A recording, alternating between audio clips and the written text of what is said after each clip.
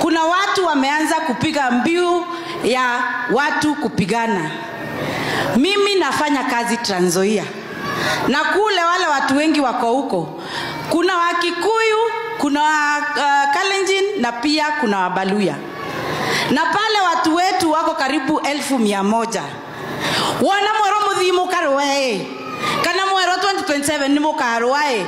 Mureciria ni ao makaborwa. Mureciria ni ao makaborwa.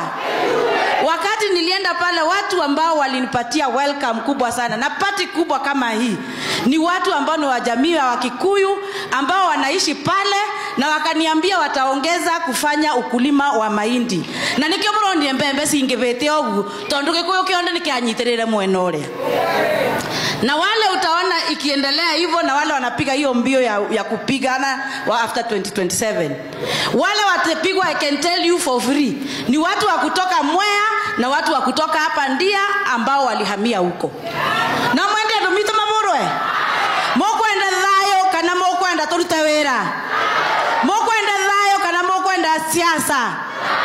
Mokwenda turuta wera kana mokwenda siasa.